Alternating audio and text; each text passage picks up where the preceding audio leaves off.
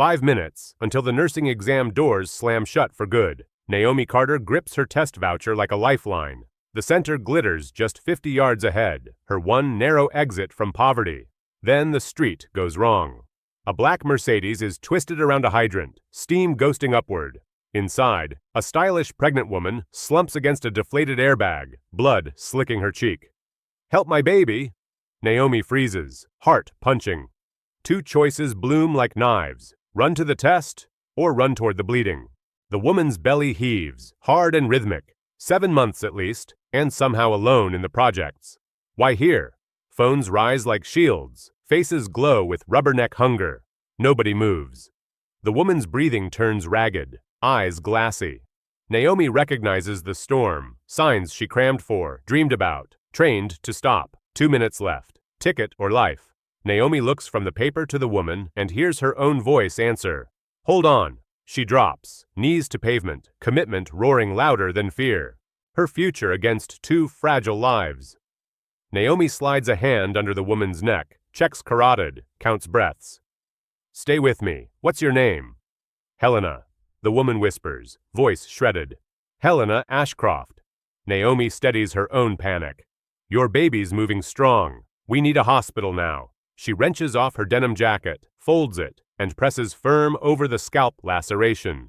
Blood soaks through at once, hot and slick.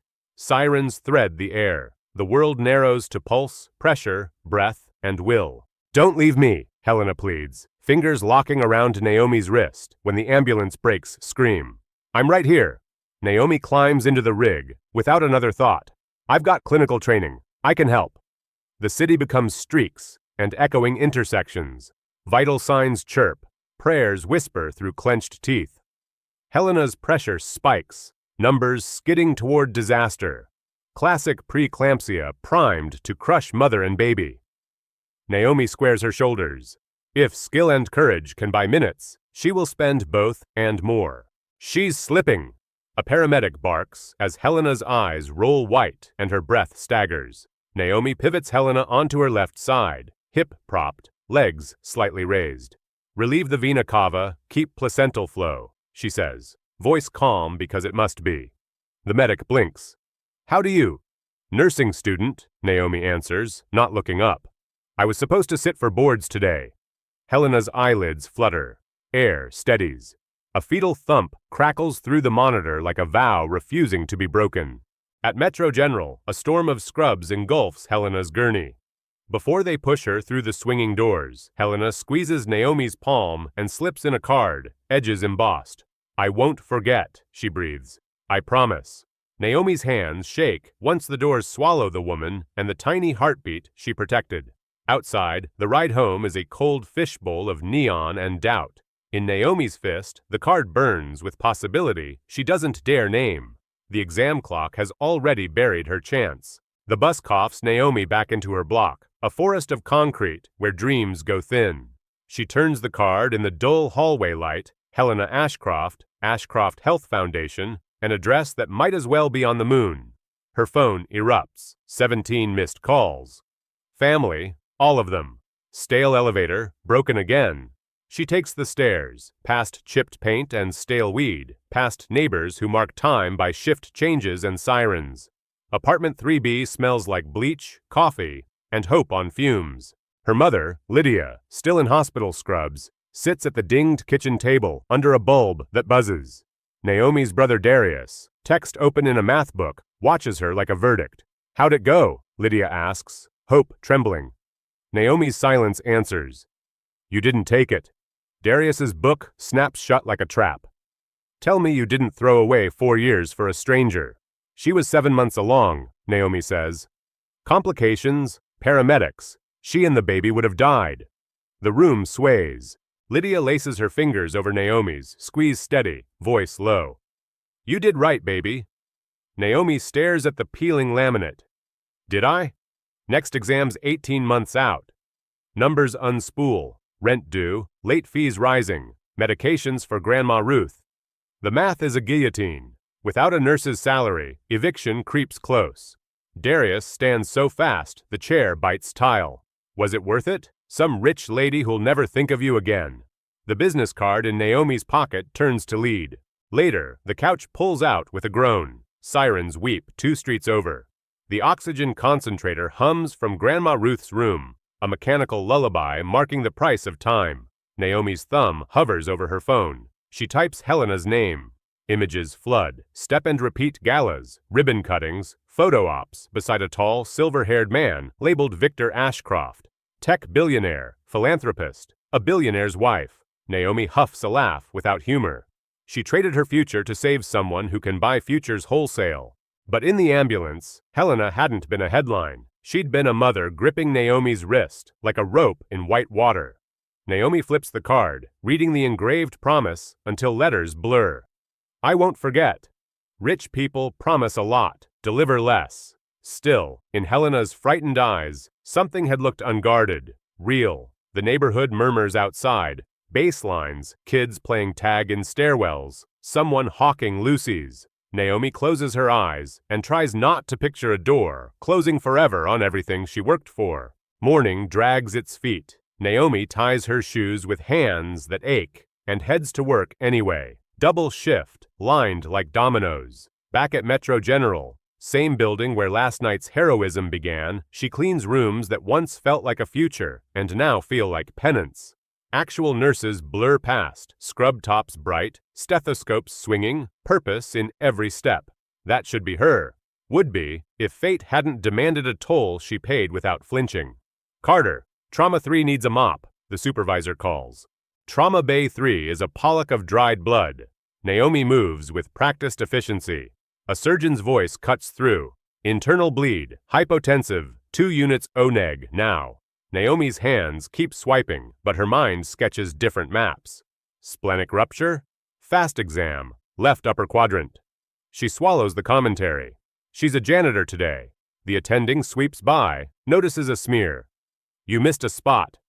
Naomi nods, scrubs harder. The compliment she wants is a life saved. The one she gets is a clean floor.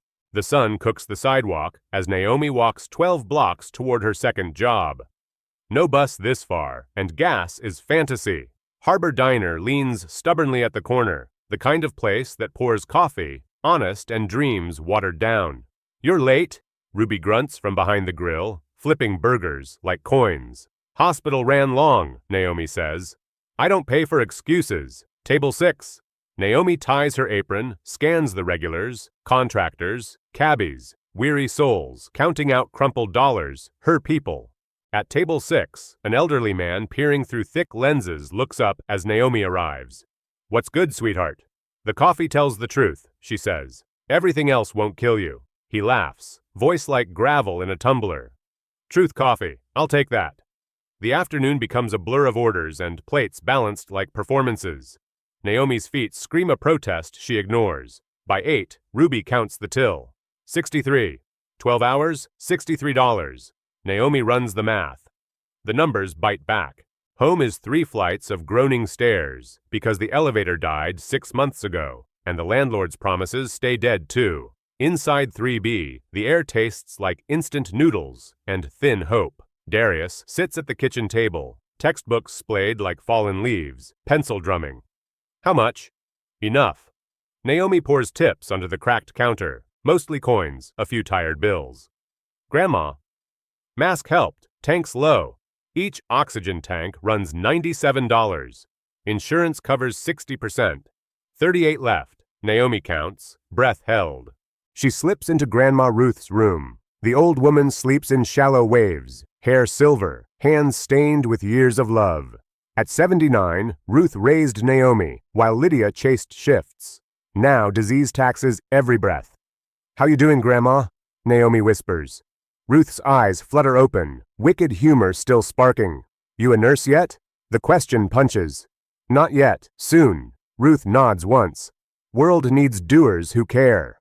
Naomi adjusts the mask, checks the gauge. 3 hours of air. Maybe 4. Back in the kitchen, an official envelope lies like a verdict. Metro Nursing College. Admissions. Naomi peels it open with numb fingers. Ms. Carter, your missed exam triggers automatic dismissal. Reapplication permitted after 18 months with full tuition. 18 months. $28,000. Darius reads over her shoulder, jaw hardening. That's it then. Don't. Why not? You saved a rich stranger and now we drown. Grandma's sick. Mom's wrecked. You're scrubbing puke for minimum wage. The words scorch. Naomi's palm finds the business card in her wallet. She's carried it like superstition, never dialing. What would she even say? Remember me, the girl who gave up everything for you? Could you fix that? Pride is a pricey habit. Maybe too pricey. Outside, the projects hum. Kids chasing echoes, stereos competing, sirens cutting seams in the dark. Naomi stares until the card's letters smear. Tomorrow, another double. Tomorrow, she pretends the letter is paper and not a door slamming shut. Thursday limps in, gray and blunt. Naomi drags herself from the couch at 4:15 a.m., muscles whining. The oxygen concentrator sings its now familiar drone. She's tugging on her uniform when Darius yells from the kitchen. Naomi, you gotta see this. Outside the cracked window sits a white Rolls-Royce Phantom, unreal as a swan in a gutter. Chrome glows against rusted rails and flaking brick. Children press faces to glass. Mrs. Rodriguez from 2A leans out, filming. Even the corner crew pauses, stunned. A chauffeur climbs out, tall, immaculate, carrying the kind of stillness money buys. He smooths his tie, strides toward the building like the block belongs to him. Naomi's heart finds the card's edges without being told. Helena's promise unfurls in her chest. 3 crisp knocks rattle the thin door. Lydia appears, half-done bun, mascara wand in hand. Who knocks like that? Naomi opens to find roses white as winter and an envelope sealed in gold wax. Ms. Naomi Carter? The accent sounds imported. That's me.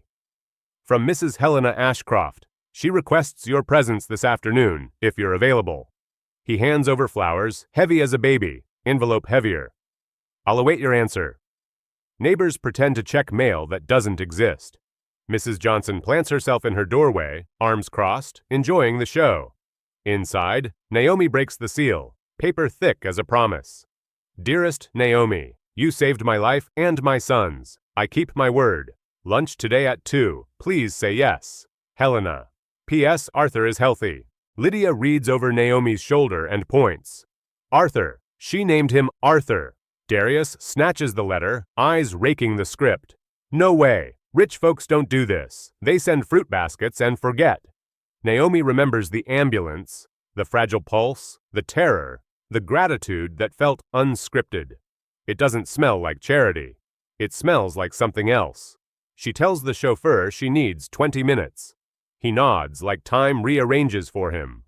Naomi changes, palms sweating, and follows possibility downstairs. The ride is science fiction. Quiet, flawless, air thick with leather, and a faint citrus note.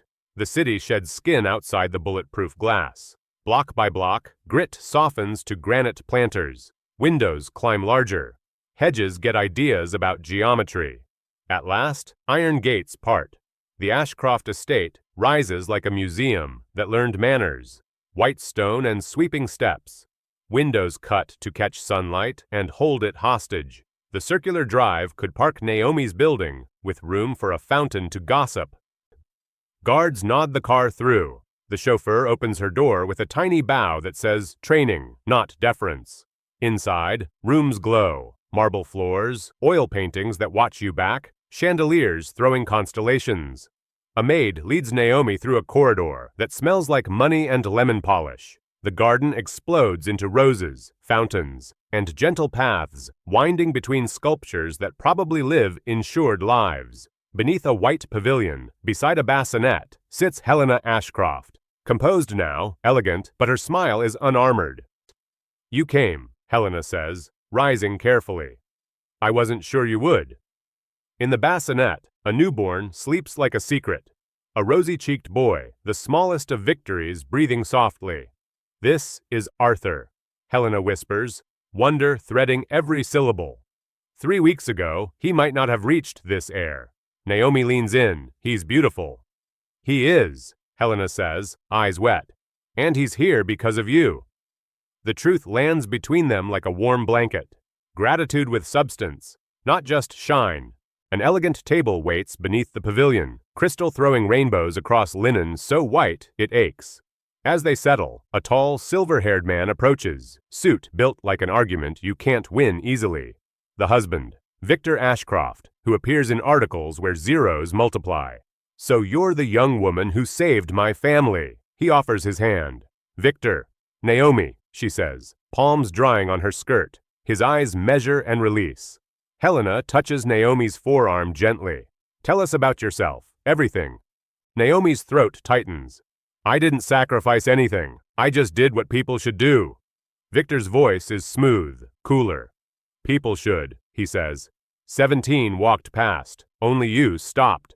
The number drops like a stone into water. Helena's gaze softens.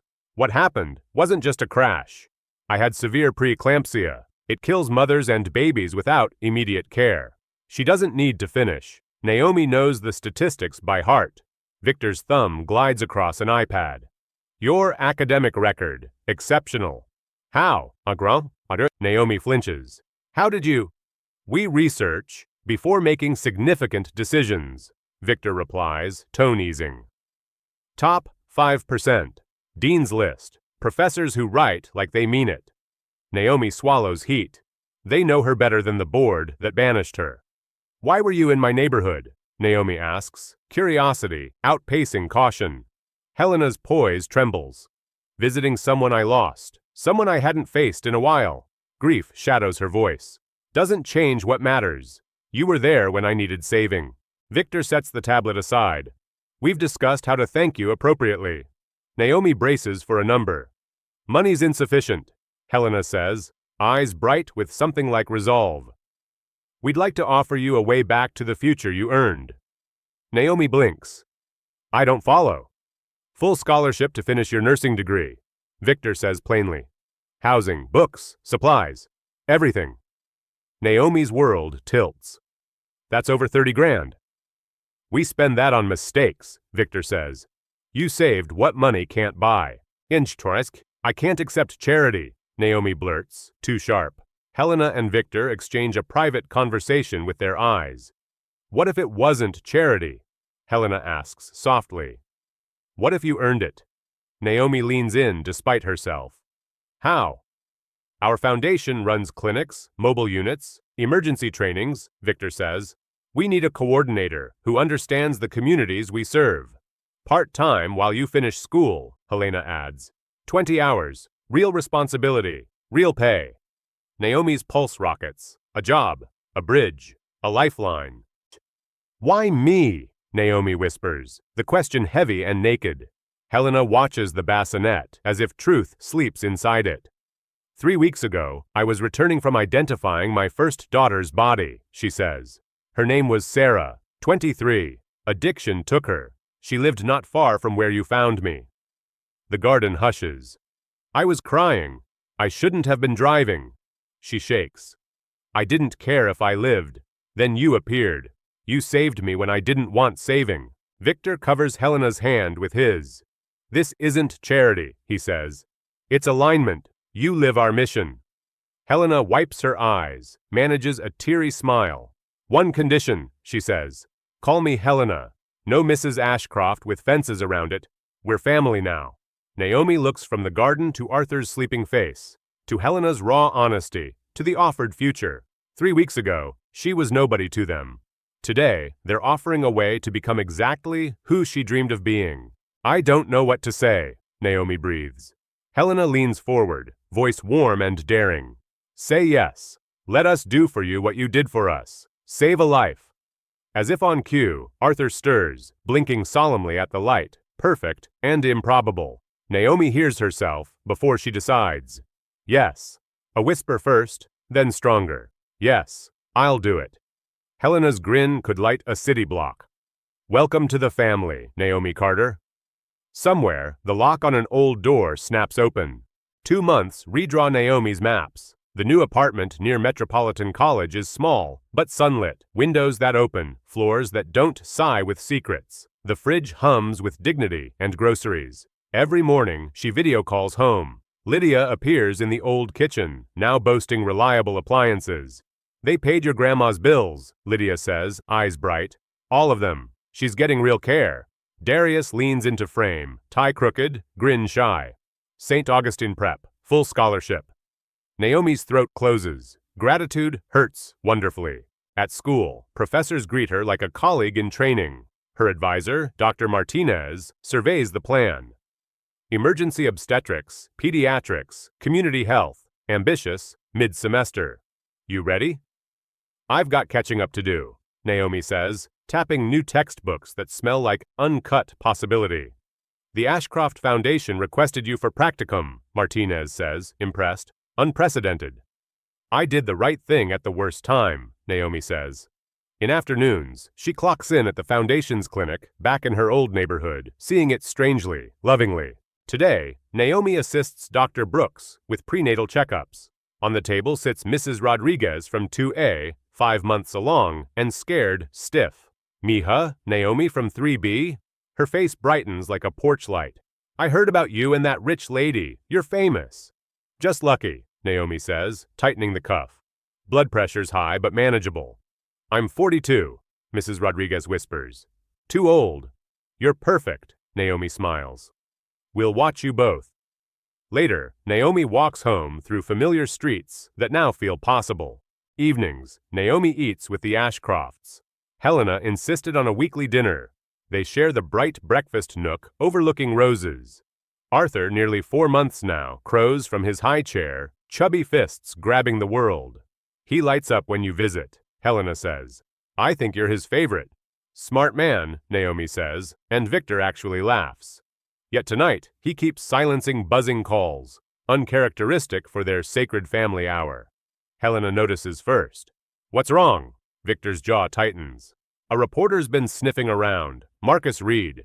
The name floats, meaningless to Naomi, but Helena's shoulders stiffen.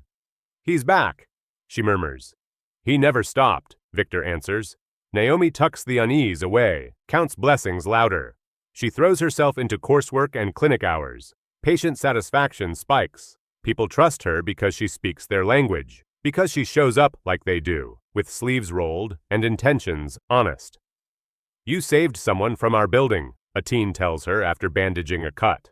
Word spreads the way sunlight does, quietly, insistently, warming corners. Wednesday brings the first hit. Naomi is reviewing charts when her phone detonates. Texts, missed calls, notifications piled like a landslide. Headlines skid across her screen. Nursing student under investigation for fraudulent claims. Her name in bold. Naomi's hands go cold and clumsy as she taps the lead story. The state board is investigating allegations that she fabricated her role in a medical emergency 3 months ago to extract financial benefit from the wealthy Ashcrofts. The clinic hums on, unaware of her implosion. Anonymous complaints, the article says, suggest parts of the incident were staged to cast Naomi as a hero. She tastes iron. Her lungs forget their job. Around her, patients describe pains she could once solve with focus. Now the room tilts. Dr. Brooks touches her elbow. Naomi, sit. She sits because gravity demands it. Someone slides water into her hand, the plastic cool and stupid. She knows how fast lies travel, how scandal sticks. She also knows truth rarely sprints. It endures, breathes, waits. Victor calls first. We'll handle it, he says, voice steel-wrapped.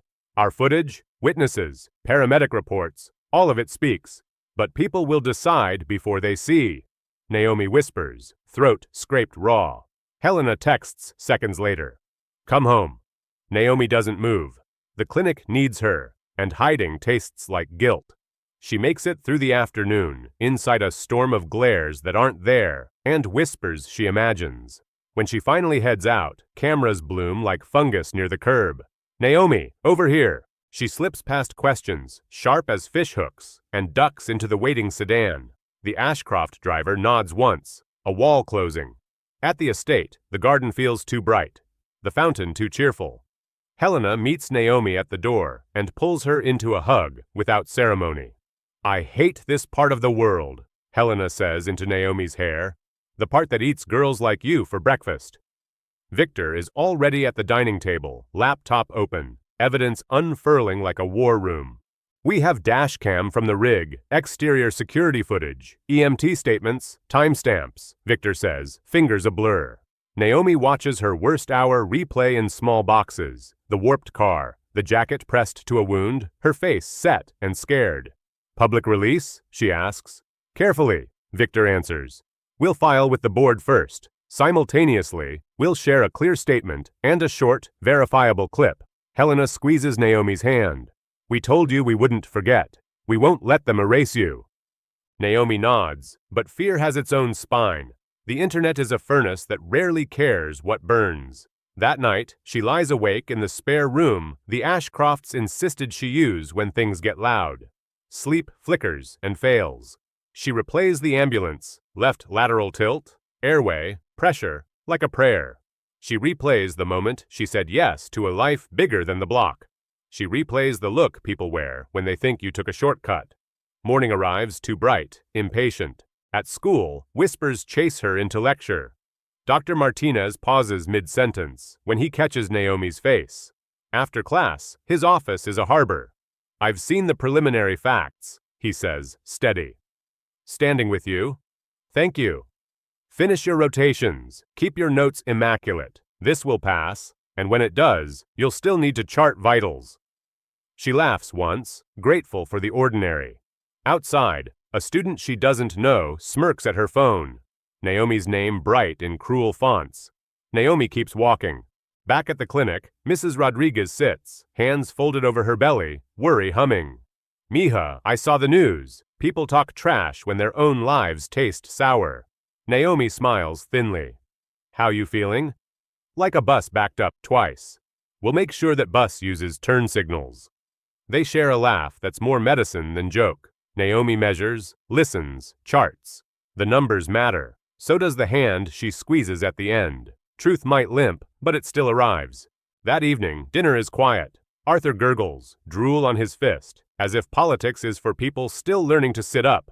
Victor scrolls, grim. Reed's story sourcing is convenient, he says. Anonymous EMTs, an unnamed neighbor, a supposed classmate.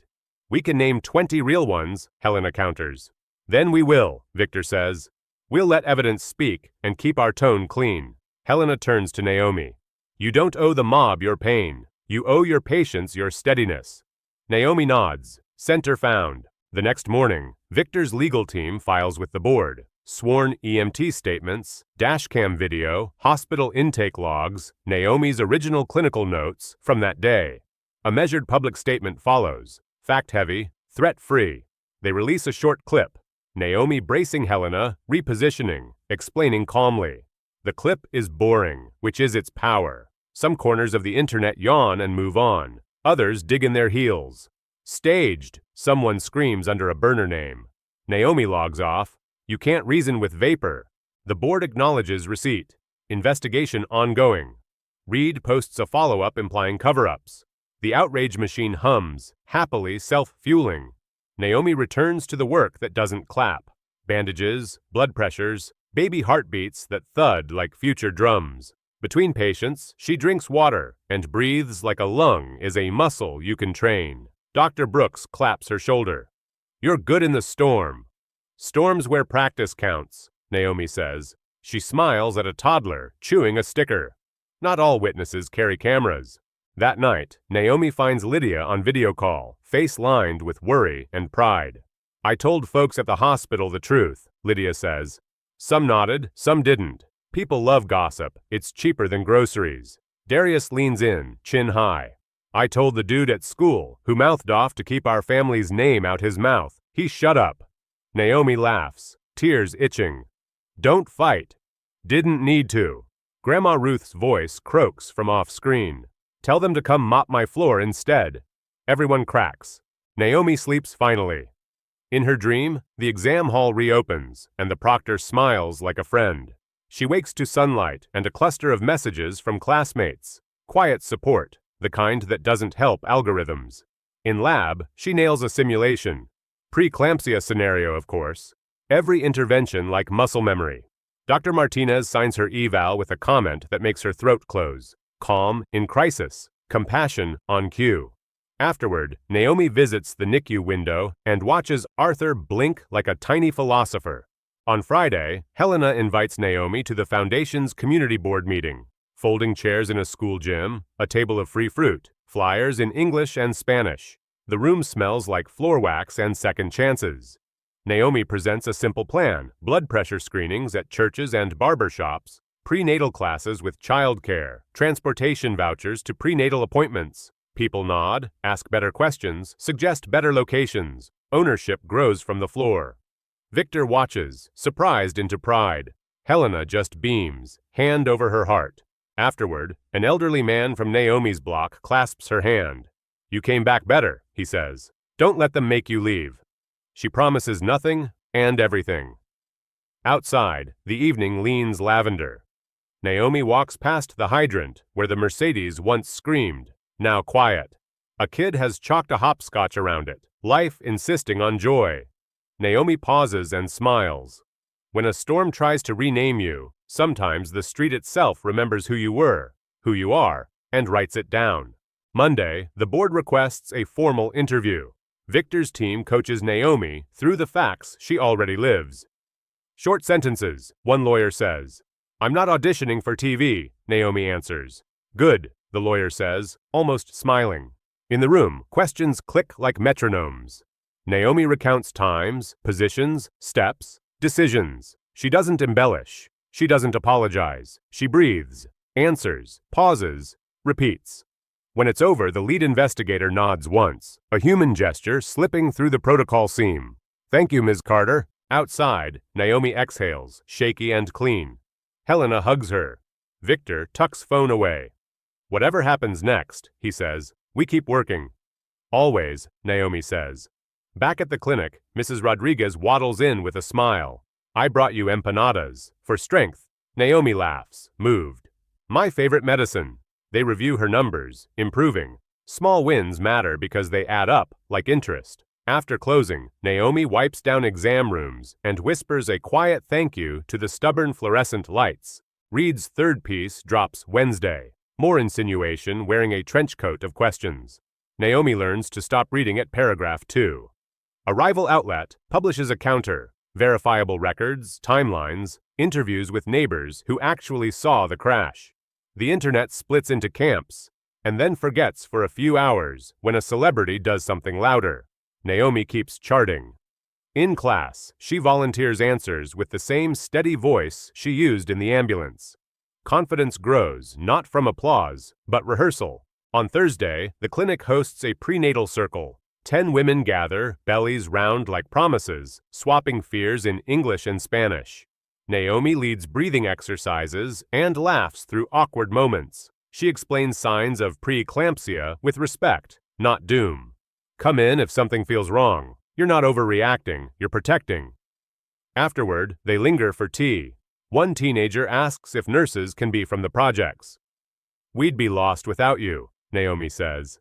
The girl's spine straightens. Sometimes hope is posture. That evening at dinner, Arthur smears mashed sweet potato across his cheek, proud of the masterpiece. Helena wipes him gently, eyes crinkled. "He's almost 5 months," she marvels. Time cheats. Victor sets down his fork. The board's timeline suggests an update within 2 weeks. Naomi nods. "Whatever they say, I'll be in lab." Victor's mouth twitches. "Good." He checks his buzzing phone, then flips it over, face down. "Family time," he says. Helena squeezes Naomi's hand under the table. Quiet solidarity. 2 weeks pass like a slow tide. Naomi studies, works, sleeps enough to function. The neighborhood learns her schedule and waves when she passes. A small army of aunties and uncles claiming her. She delivers blood pressure cuffs to a barber shop, wrestles a box of prenatal vitamins onto a shelf, argues kindly with a teenager about soda. Every ordinary task is an antidote to lies. The work builds a wall, brick by honest brick, between Naomi and the machine that tried to grind her into dust. On a bright Friday, Naomi visits Grandma Ruth at the rehab facility the foundation helped arrange. Ruth is cheekier, colorback. "They feeding you real vegetables?" Naomi asks. "Don't start," Ruth sassily replies. But her eyes shine. They gossip about nurses who flirt with doctors and doctors who deserve it. "You always were stubborn," Ruth says. "That's how you hold a door open when the wind's mean." Naomi laughs. You taught me that. Outside, birds argue in a tree. Life keeps insisting. Back at school, Dr. Martinez posts practicum placements. Naomi's name sits where it belongs. Metro General, Maternal Fetal Unit, Foundation Partnership Track. Classmates slap her shoulder, genuine. You earned that, one says. You're the calmest person in a code, another adds. Naomi pretends not to cry and fails gracefully. She sends Lydia a photo. Lydia sends a string of heart emojis and a picture of Darius pretending not to smile. Don't mess up, he texts. I'll try my best, she replies. That weekend, Naomi helps Helena assemble baby furniture for a clinic family starting from scratch. Helena reads instructions, Naomi wields the Allen key, both of them swearing softly at mislabeled screws. Victor arrives with a drill he doesn't need, and Arthur in a sling. I came to supervise, he deadpans. You came to hand us screws, Helena says. They deliver the crib to a one-bedroom that smells like fresh paint and new chances. The mother cries. Naomi holds the moment steady and sweet. Monday morning, the board emails. Naomi stares at the subject line until letters wobble. Dr. Martinez asks her to step into his office before she opens it. Whatever it says, you're still the same person who saved 2 lives, he says. She nods, clicks. Additional documentation requested. Relief and frustration collide. Of course, she says. Victor already anticipated. His team forwards Naomi's charting logs, class attendance, the diner time cards from that day. The truth is time-consuming. Lies sprint. Truth prepares. The city keeps breathing. Naomi checks vitals, reviews meds, charts carefully. She teaches a high school class about CPR and watches kids transform from jokes to competence in 90 minutes. You might save me one day, she tells them. And a boy in the back stands straighter. After class, she meets Helena at the NICU window to coo at Arthur visiting for a checkup. He grips Naomi's finger like a recoil tether to the world. A monitor beeps. Naomi's faith steadies again. That night, a neighbor catches Naomi on the stoop. My sister had a scare, he says. We remembered your flyer about headaches and swelling. Went to the ER. They caught it. He shrugs, embarrassed by feelings. Thanks. Naomi swallows a lump. Not all victories trend. Some live quiet and long, like roots. Back upstairs, she reviews pathophysiology flashcards until her eyelids mutiny. She dreams of textbook pages turning themselves and ambulances that always arrive in time. Morning pries her awake, kinder. The foundation hosts a donor breakfast. Naomi hates rooms with name tags that gleam, but Helena insists. Tell them why this work matters, she urges. Naomi speaks about buses that don't run, childcare that falls through, medicines that cost supper. She describes a jacket pressed to a head wound and a baby heartbeat refusing to quit. The room quiets in the right way. After, a woman with senator hair says, I grew up like that. She writes a number Naomi won't ask about. Victor walks Naomi to the car. You make policy people remember humans, he says. Useful combination.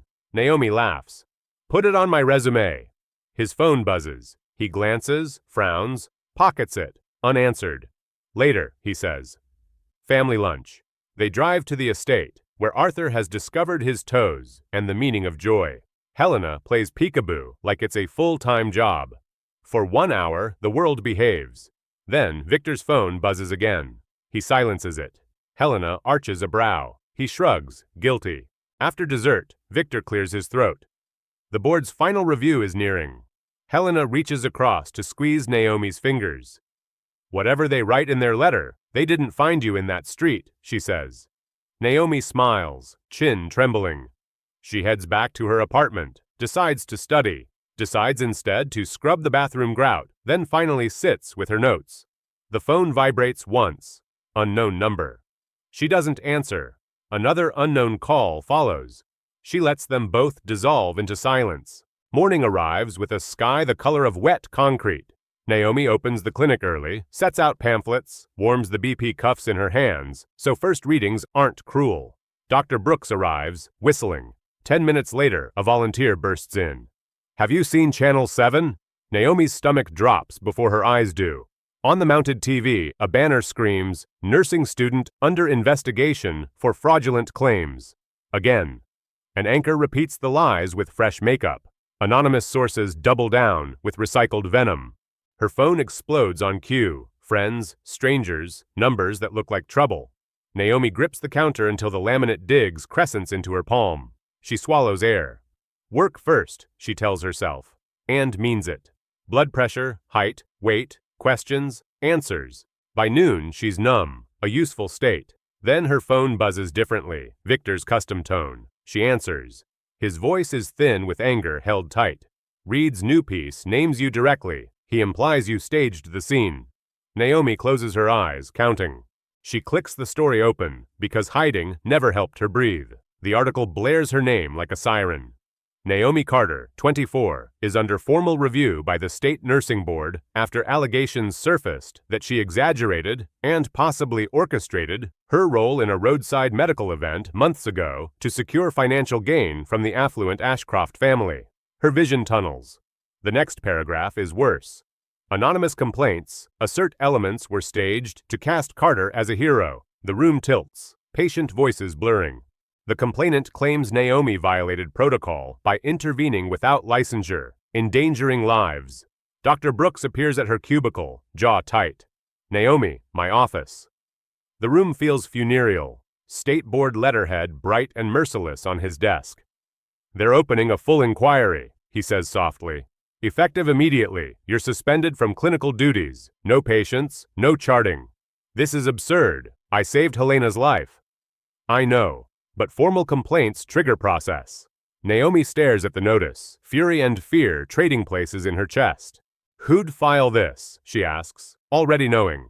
The Ashcroft estate hums wrong when she arrives. New guards pacing at the gates. Victor meets her at the door, composure cracked like porcelain.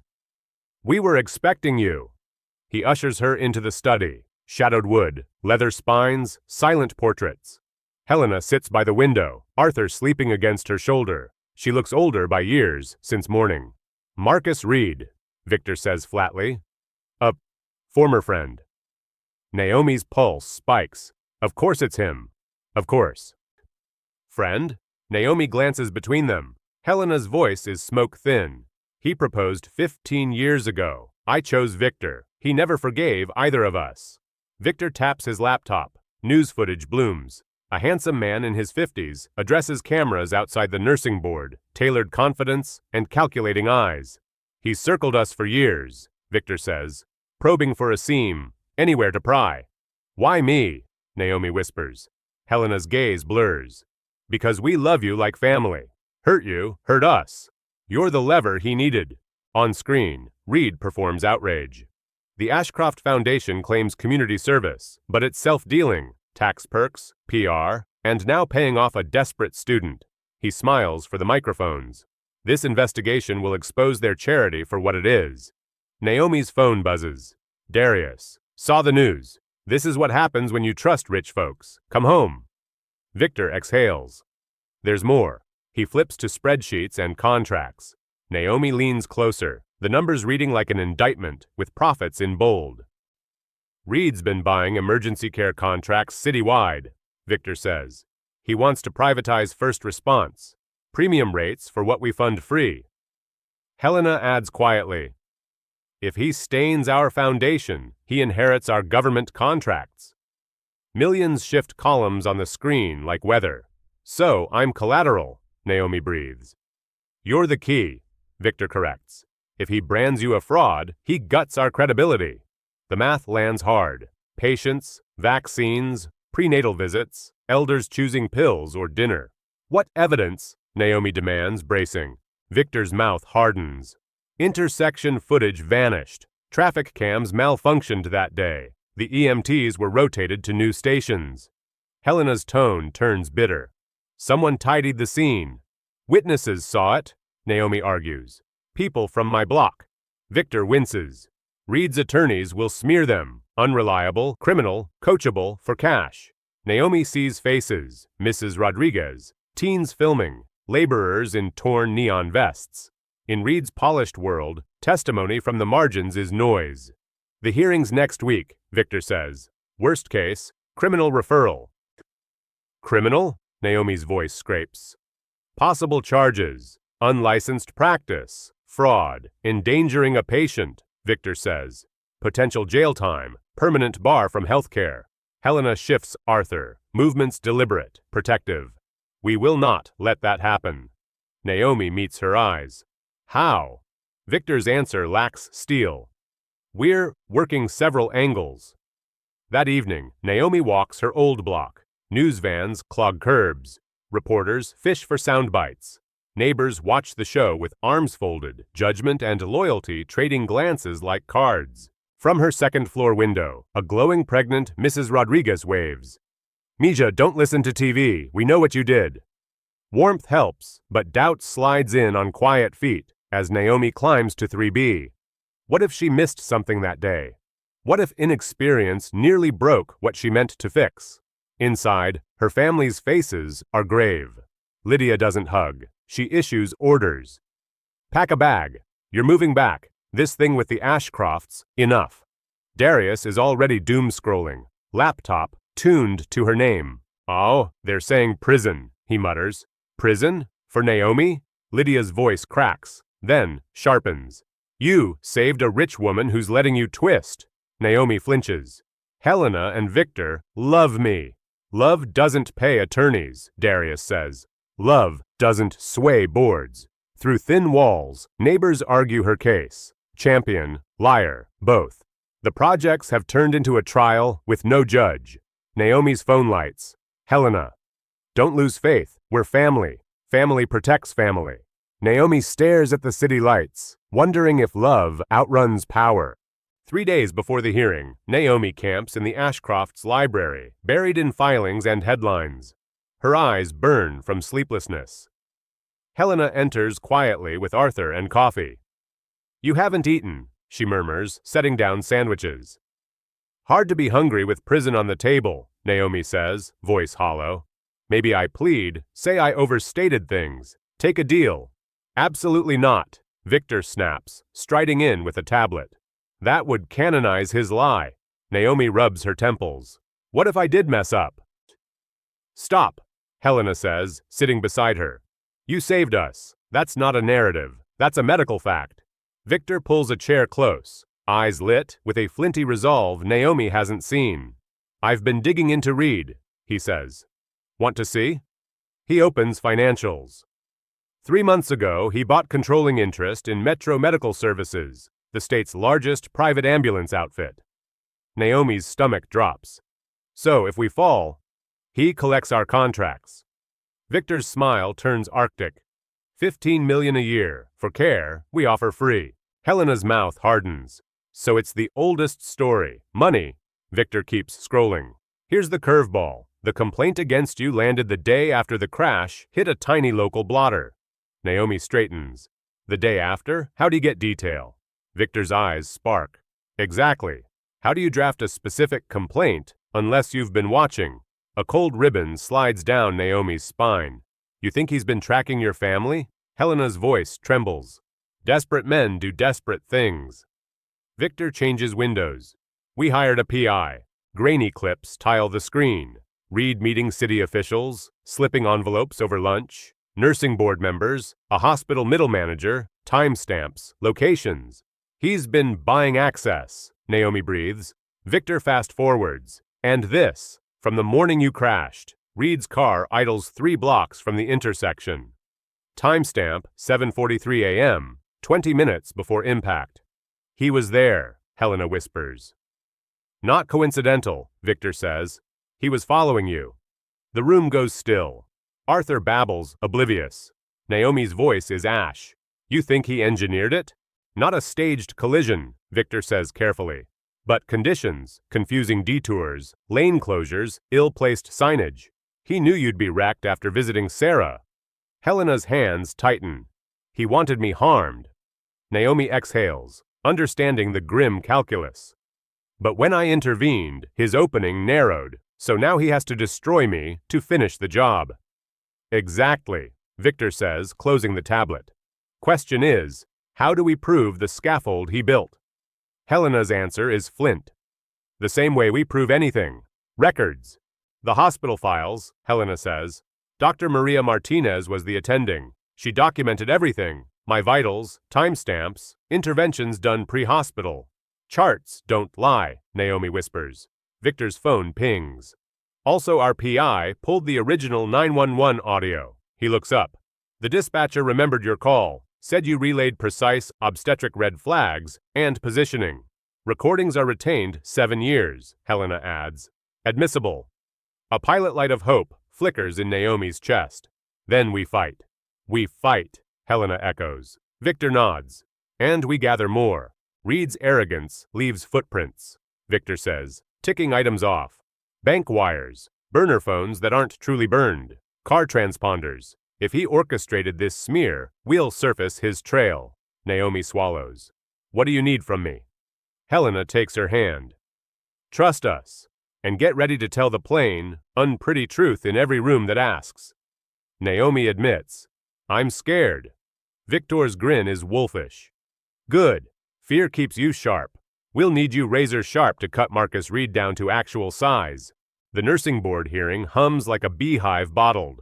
Reporters crowd the back. Cameras sit at attention.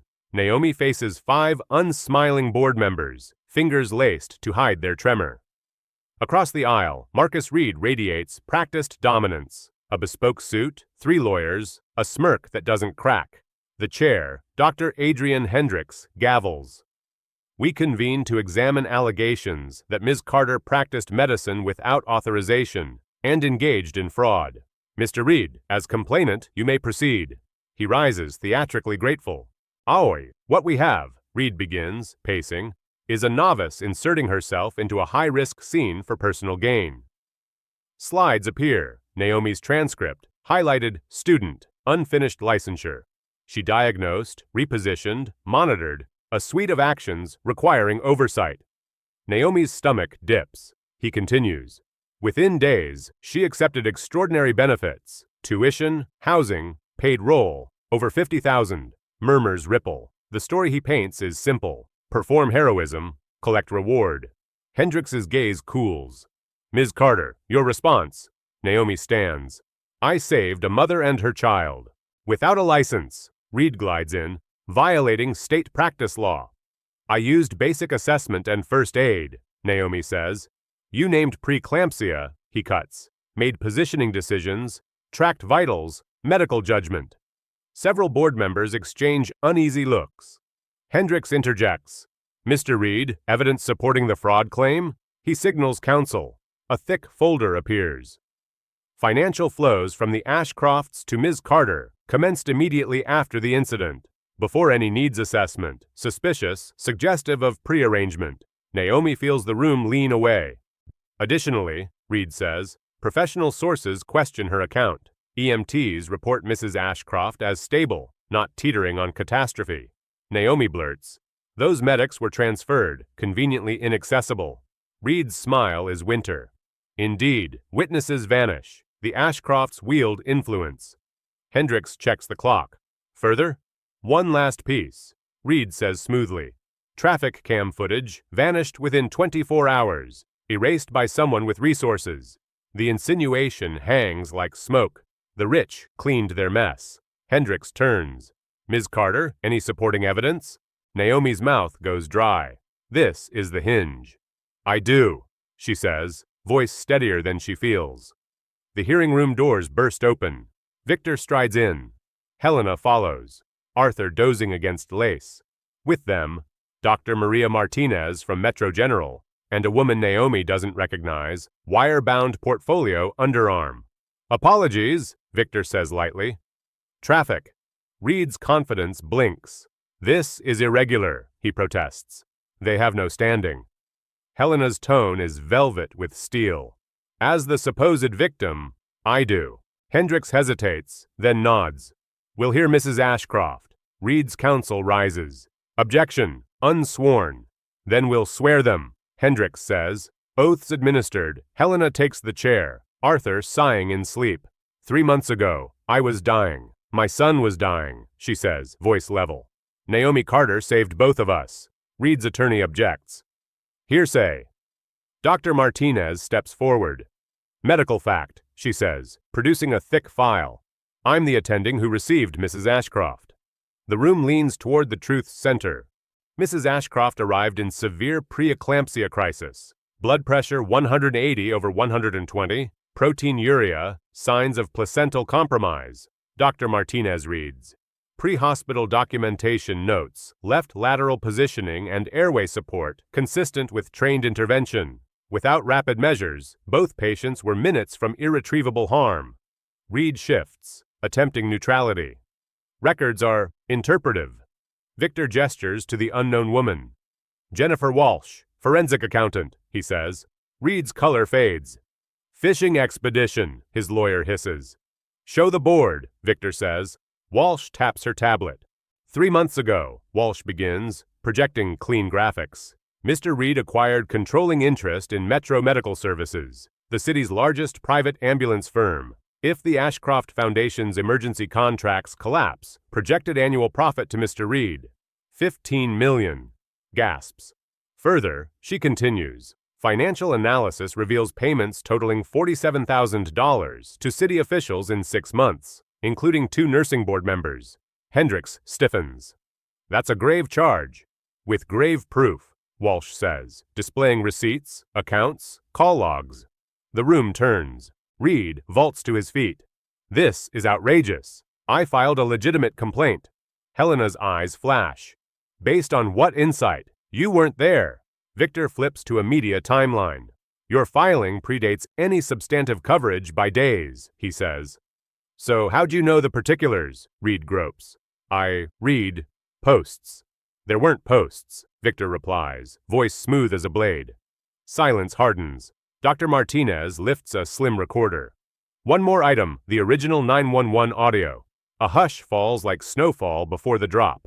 The speakers crackle. Naomi's voice fills the room, young, steady, precise.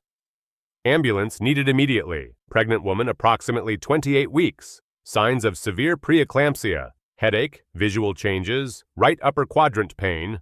Blood pressure appears dangerously elevated.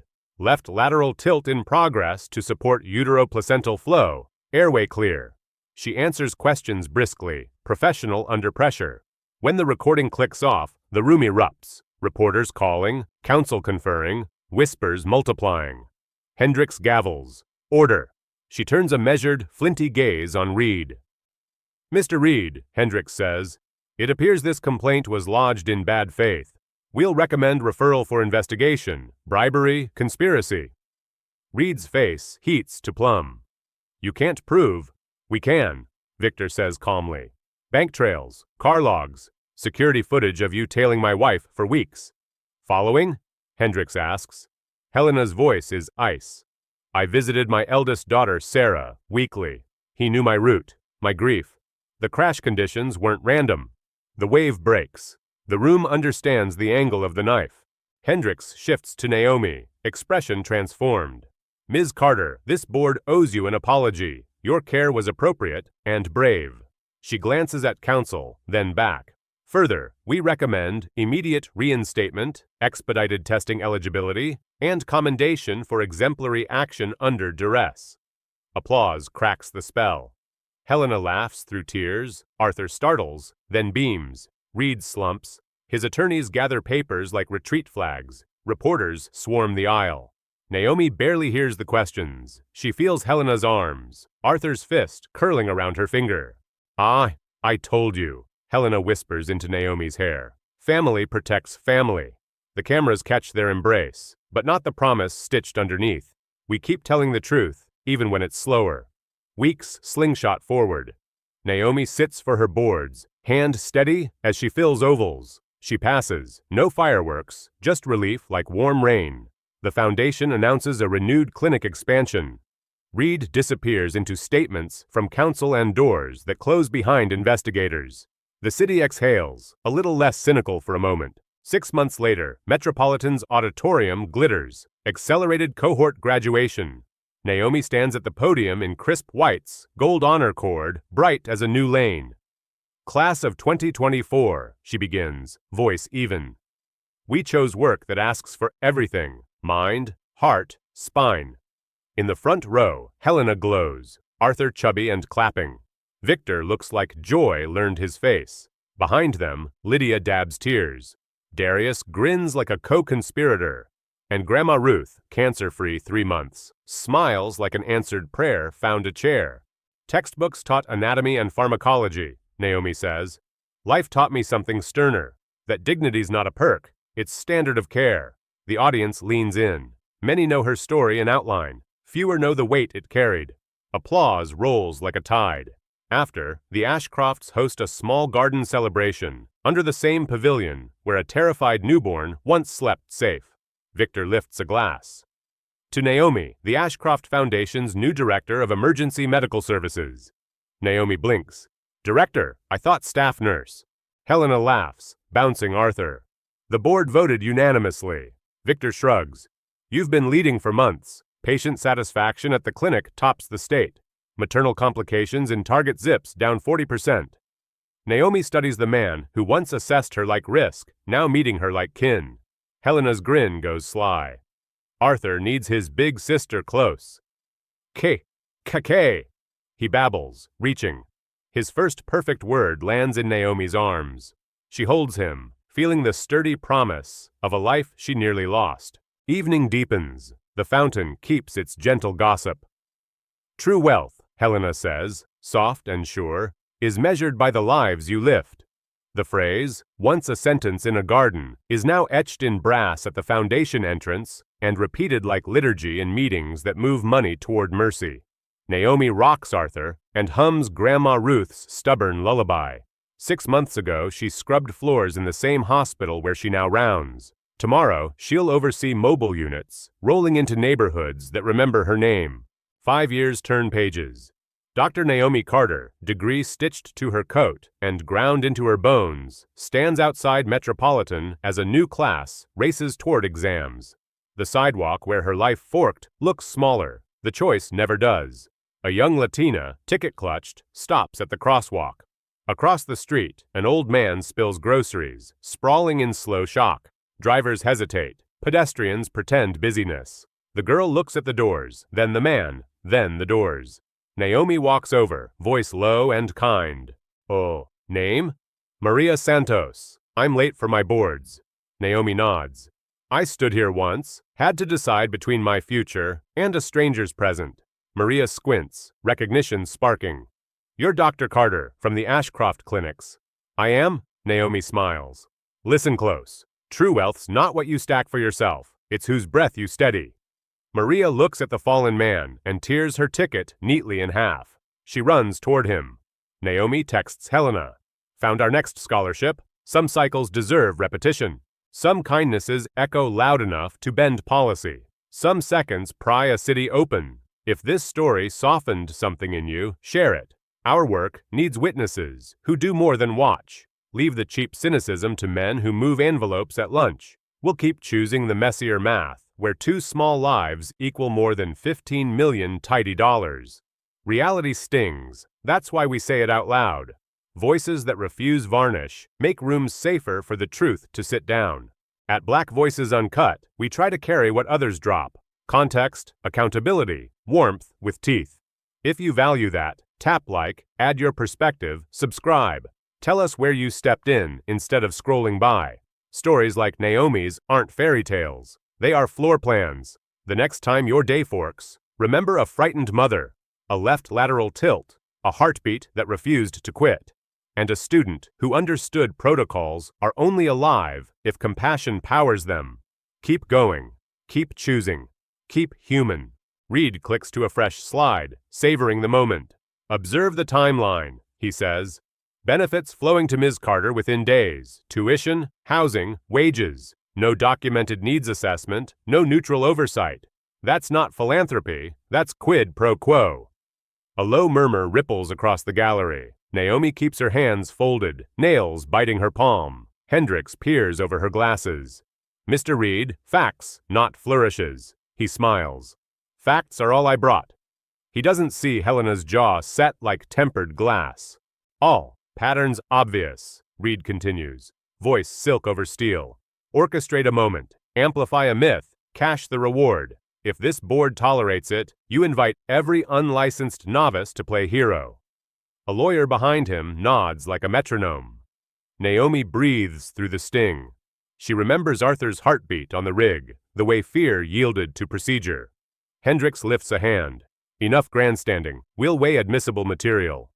Reed inclines his head. Theatrical. The door hinges groan. Latecomers.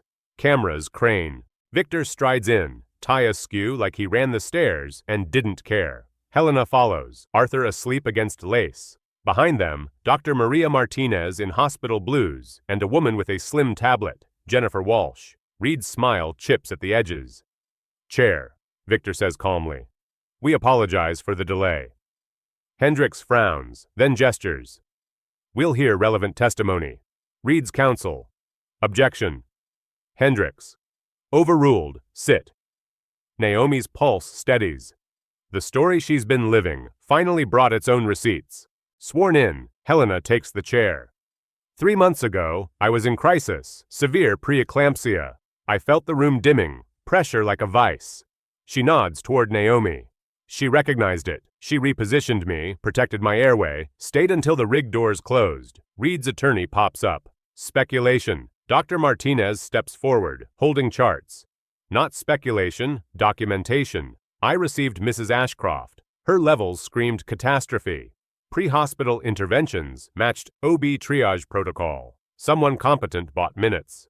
Oh, records can be interpreted, Reed tries. Walsh lifts her tablet. Numbers can't. She taps. A clean graph blossoms on the screen. Marcus Reed acquired controlling interest in Metro Medical Services 90 days ago. If the Ashcroft Foundation's emergency contracts collapse, his modeling projects $15 million in annual profit. Gasps thread the rouse. Walsh swipes again. Also relevant, payments totaling $47,000 to various officials, 2 on this board, over 6 months. Reed goes very still, then very loud. Lies, he snaps. Fabrications. Walsh doesn't blink. Bank wires, dates, memos. We'll provide certified copies. Victor glances at Hendricks. We can lodge these formally, Chair. Hendricks nods, face granite. Do so. Reed reaches for hauteur. My complaint stands on its own. Victor's voice cools further. How did you file it with specifics before any substantive coverage existed? He taps a timeline. Your submission predates first media mention by days. Silence gathers. A patient predator. Dr. Martinez raises a small recorder. One more piece, she says. Original 911 audio. Hendricks nods. Speakers crackle. Naomi's voice fills the room. Steady, clipped, precise. Ambulance needed. Pregnant woman, roughly 28 weeks. Visual disturbances. Severe headache. Right upper quadrant pain. Suspect preeclampsia. Left lateral tilt in progress. Airway clear. Fetal movement noted. Maternal pressure appears dangerously elevated. She answers calmly under questions. When the clip ends, chairs creak, pens skitter. A reporter whispers, "That's a nurse." Hendricks clears her throat, gaze like a judge's gavel. Mr. Reed, your complaint appears compromised by conflicts and chronology. She exhales once. We will refer potential bribery and conspiracy to the appropriate authorities. Reed sputters, then shuts his mouth, calculating. Hendricks softens as she turns to Naomi. Ms. Carter, your conduct, within the limits of a student, was measured, life-preserving, and aligned with emergency doctrine. Effective immediately, your suspension is lifted. Naomi sags, a breath finally cashing. Additionally, Hendricks continues, the board recommends expedited eligibility for licensure testing and notes commendation for composure under pressure. The room erupts. Reporters pivot, flashes flare, murmurs surge. Reed's lawyers begin the dignified retreat of losing men, gathering binders like shields. Helena stands and folds Naomi into an unashamed hug. Arthur snuffles, wakes, and fumbles for Naomi's finger. He finds it, latches on, soothing himself with the person who steadied his first hours. Outside, microphones bloom like weeds. Victor steps forward, statement in hand. We thank the board for centering evidence. We'll continue our work. Free, local, accountable. He doesn't say Reed's name. He doesn't need to. Helena keeps an arm around Naomi's shoulders as they move past cameras. "Breathe," she murmurs. Naomi breathes. The air tastes like asphalt and autumn and almost believing. Back at the clinic, Mrs. Rodriguez watches the live stream and wipes her eyes with the corner of a dish towel. My days compress into to-do lists, exam registration, a mountain of flashcards, clinic schedules that finally include her again. Naomi studies until phospholipids dance behind her lids, then drags her attention back into focus. Darius texts, "Proud of you, do not get cocky." Lydia sends a photo of Grandma Ruth, showing her physical therapist, who's boss. At night, Naomi sits by her window, city hum, underlining the page, and rewrites fear into muscle memory, assessment, airway, breathing, circulation, resolve. Examination day, she packs pencils like talismans, snacks like strategy. In the testing center, machines blink. Proctors wear the same mix of boredom and authority she remembers from what she didn't take. She doesn't chase perfection. She chases clarity. Question 74. Hypertensive crisis in pregnancy. Her mouth twitches. Question 115. Field positioning for compromised utero-placental flow. Her pen moves before nerves can. When she finishes, the proctor stamps a form. Naomi steps into sunlight, shaky and oddly taller. Results ping at 2:13 a.m. Passed, flooding her dim room with a light her lamp can't replicate. She laughs, mouth covered, then cries, phone face blurring as she calls Lydia. Joy is loud, even whispered. In the morning, the foundation posts a quiet update. Clinics expanding, mobile units adding 2 new routes. Victor forwards the board's formal commendation to Hendrix's office and never mentions Reed again. Headlines turn, as they do. Patients still arrive, as they do. Naomi shows up, as she will. Graduation unfurls like a promised sunrise. Metropolitan's auditorium gleams. Naomi's cohort lines up in crisp whites that somehow already smell like antiseptic and adrenaline. Dr. Martinez squeezes Naomi's shoulder before the stage. "Calm in crisis," she says. "Lead with that." Naomi speaks to the crowd about dignity as baseline, not bonus. Front row faces, Helena beaming, Arthur clapping, Victor newly unguarded, anchor her. In the back, 2 nursing students hold hands and cry like permission feels overdue. After, the Ashcroft garden blooms with laughter and clinking glasses under the pavilion where the first promise was made. Victor raises a toast. To Naomi Carter, the Ashcroft Foundation's new Director of Emergency Medical Services. Naomi almost drops her flute. "Director." Helena grins, bouncing Arthur. Unanimous vote. Victor's numbers are gentler tonight. Clinic satisfaction, state leading, maternal complications down 40% in our footprint. You're already doing the job. Naomi looks at them and sees partnership instead of rescue. Arthur reaches for Naomi and blurts his first perfect syllables. KKK. The table goes still, then erupts. Naomi swallows a sob and gathers him. He settles instantly, cheek on her badge. Helena's voice is low, full. True wealth is measured by the lives you lift. The phrase is already etched on brass at the foundation entrance, already taped to clinic workroom cabinets, already muttered by exhausted staff at 3 a.m., like permission to keep choosing the harder good. Weeks slide into a new cadence. Naomi maps mobile routes with drivers who know shortcuts by smell. She wrangles inventory for OB kits and keeps a running list titled Friction, tackling one small barrier at a time. Bus tokens stapled to appointment cards, childcare during prenatal classes, translation lines pinned by every phone. She pulls data, not for reports, but for fixes. Victor learns to ask her first. Helena insists she eat. Arthur, now grabbing everything, wears a tiny onesie that says Clinic Mascot. A donor breakfast feels less like theater when Naomi treats it like a town hall. She talks bus schedules and hypertension cuffs, not gala themes. A woman with senator hair says, "I remember those choices." She writes a number on a card without fuss. Lydia texts a selfie with Grandma Ruth and a nurse who insists on proper walker height. Darius forwards a scholarship notice with a winky face. The city doesn't change all at once. It shifts like a patient exhaling. Naomi learns to hear it. An email arrives. Hearing follow-up, commendation posted, licensure flagged expedited, investigation into complainant ongoing. Naomi files it under noise outside. Inside, a teen mom practices the breathing Naomi taught, while her toddler sticks stickers to Naomi's scrubs. Dr. Brooks nods from a doorway, pride unhidden. On lunch, Naomi sits on the clinic steps, eats an apple, and watches a barber shop across the street host their first blood pressure clinic. A man jokes, then goes quiet at his number. He walks over. "They said come see you," he mutters. Naomi opens the door, and the day pivots slightly toward longevity. Later, she presents to City Council with Walsh's clean visuals and Brooks's gravelly emphasis. "Preventable complications," she says, "are logistics problems wearing lab coats." She doesn't mention Reed. She doesn't need to. A council member asks, "What do you need tomorrow?" Naomi answers, "Fuel, 2 drivers, childcare stipends, 10,000 lancets." People laugh, then write it down. Practicality looks like leadership. The first Ashcroft mobile unit, with Naomi's route map painted inside, pulls into a public housing lot. Kids run alongside like it's an ice cream truck. Inside, a cramped room becomes triage, then teaching, then a good kind of crowded.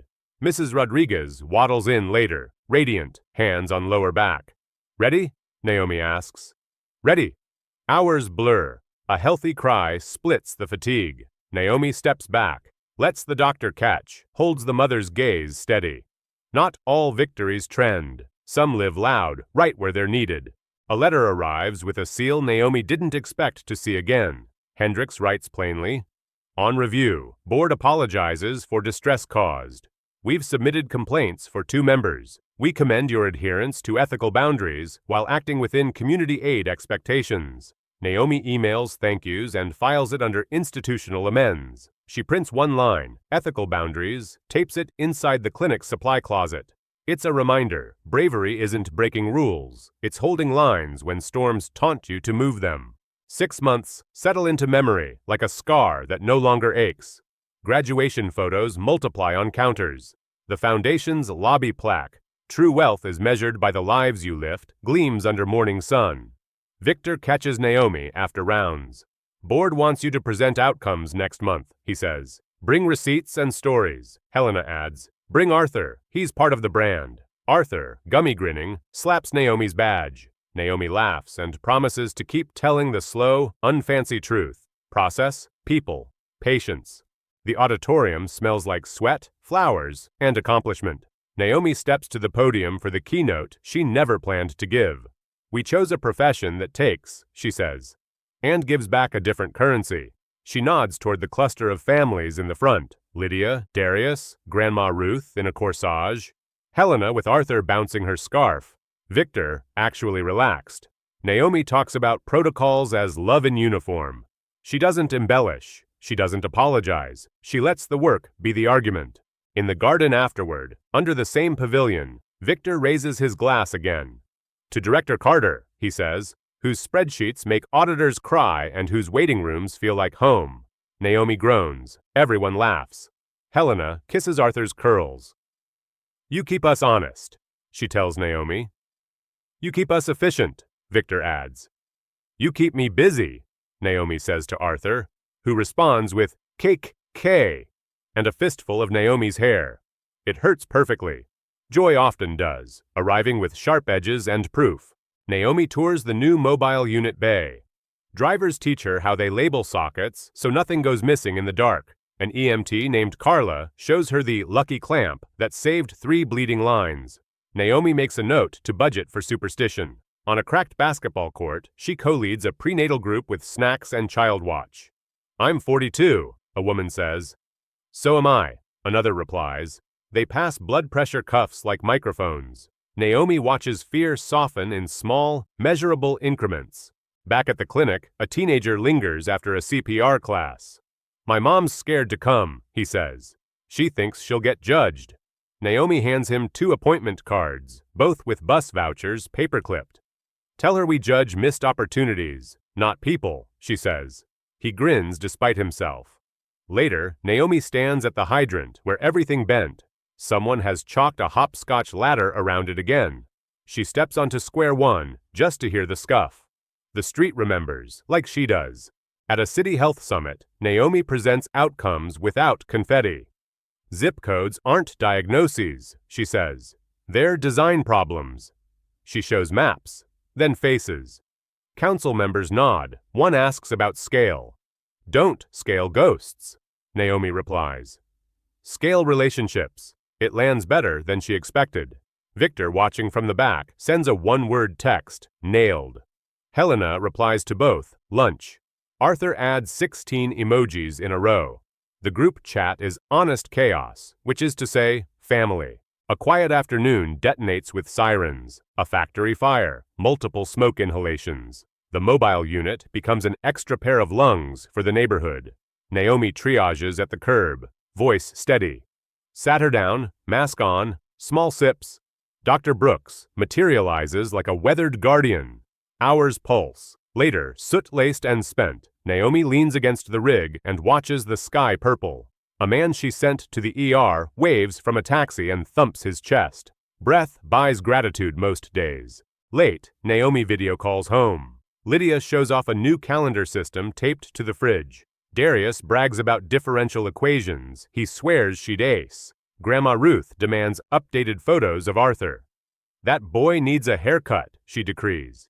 He's cultivating mystique, Naomi says. They bicker about seasoning cast iron and then say, I love you in 3 different tones. After, Naomi stares at the ceiling fan's slow spin and counts breaths the way she teaches, until sleep decides she's earned it.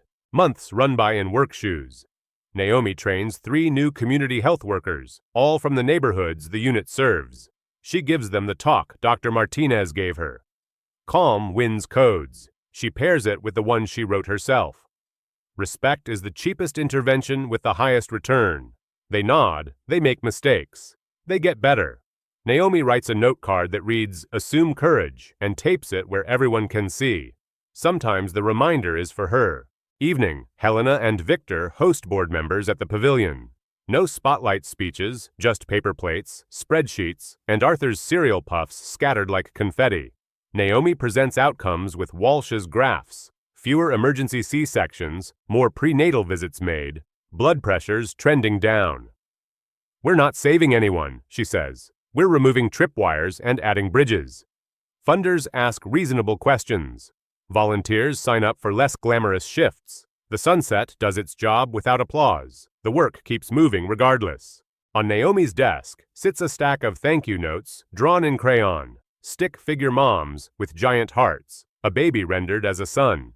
She keeps one from Mrs. Rodriguez, now mother to a healthy girl with a loud opinion. You listened, the note says. You made me feel unembarrassed. Naomi tucks it behind her badge in the morning like armor.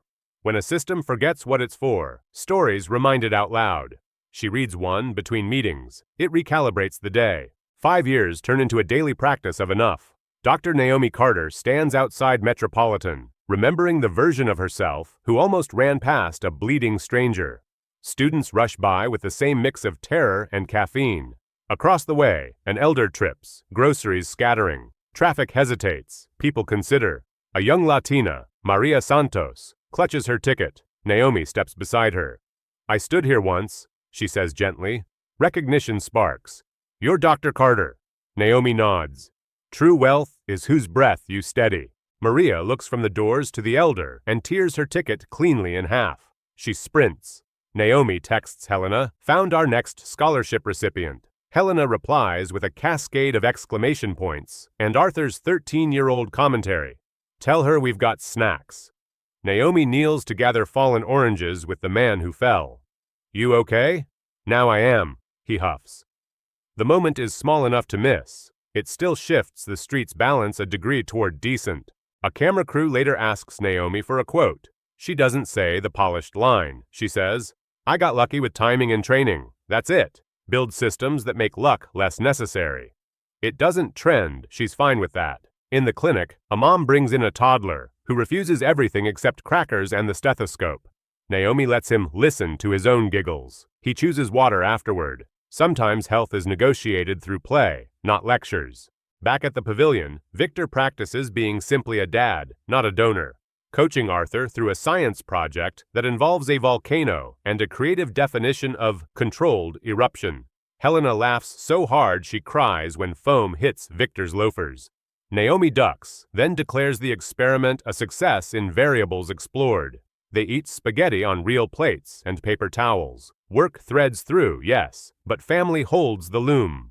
The plaque by the door catches the last light and throws it back. If this story tugged something open in you, pass it on. Tell us where you stepped in instead of stepping around. Tell us which bus route needs a clinic stop and which daycare could host blood pressure screenings if someone brought snacks. At Black Voices Uncut, we aim past spectacle toward structure, past pity toward partnership. Tap like, add your take, subscribe if you want more floor plans disguised as stories.